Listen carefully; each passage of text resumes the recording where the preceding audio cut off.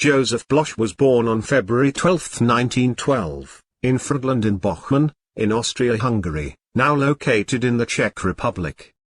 His parents were ethnic Germans. His father, Josef Blösche, owned a farm and a country inn. Joseph began to work on the farm and at the inn while going to school, but his father pulled him out of school at the age of 14 to work full-time. Blösche participated in right-wing, youth organizations promoting Nazi causes, and he joined the Sudeten-German Party, a pro-Nazi group advocating German expansion. In 1938, he joined the Nazi Party and the SS after Germany annexed the Sudetenland. He had previously volunteered for the local SS, and was drafted by the Waffen-SS on December 4, 1939, and reported to training the following day at Pret-Sh Castle. He completed his training on March 14, 1940, and was assigned to Warsaw. He was then assigned to patrol 6 miles of the Buga River. After serving in Warsaw with the SS, he joined the Sicherheitsdienst, or SD, the Reich Security Service, a division of the SS. In 1941, he was briefly transferred to the Eastern Front, where he served with Einsatzkommando 8, a subunit of the death squad. Einsatzgruppe, the unit, was responsible for mass shootings in Belarus. Blösche participated in executions in occupied Belarus, before being transferred back to Warsaw. He served in the SD's Warsaw Ghetto outpost in mid-1942, when the mass deportation of Jews to the Treblinka extermination camp started. He hunted down many Jews who were hiding from deportations. In January 1943, during a wave of deportations to the death camps, he took part in another search, which also involved frequent murders or executions.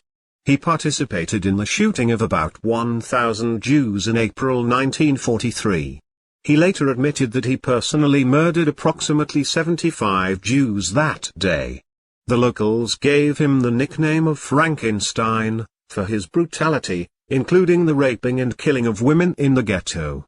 Together with other SS members, he would go on expeditions in the ghetto and shoot random people to terrorize the residents. Blösche and one of his acquaintances, Heinrich Klaus Meyer, would sometimes ride bikes into the ghetto and shoot any Jews they encountered. According to a Warsaw Ghetto survivor, Blösche was the worst of all because he killed people for no reason. He also took part in the suppression of the Warsaw Ghetto uprising, and received the German War Merit Cross for his actions during the uprising. He later took part in the suppression of the Warsaw Uprising in August 1944. In May 1945, he surrendered to the Red Army and became a prisoner of war in the Soviet Union. He performed hard labor, working in quarries and build roads. In early 1946, he was repatriated to the Ostrava region of Czechoslovakia, still as a prisoner. While working at a coal mine in August 1946, he was hit by a descending hoist and suffered a fractured skull and serious facial injuries, and was hospitalized. In the summer 1947, his labor camp was disbanded and he was released. His facial scars protected him from discovery as one of the SS troops that were pictured in the official photos taken by Germans, of the Warsaw Ghetto. He moved to Erbach in Thuringia, East Germany.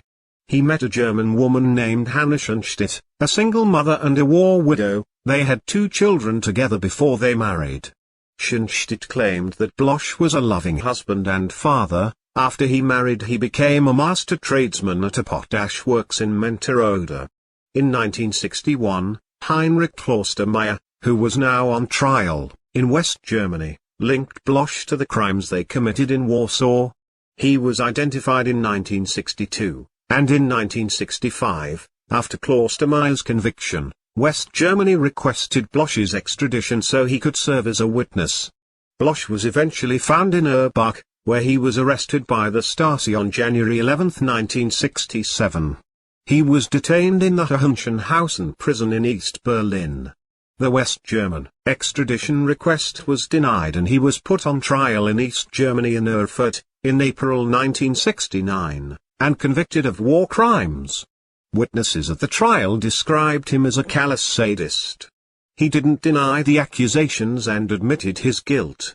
He said he didn't remember everything, but said the general accusations were true.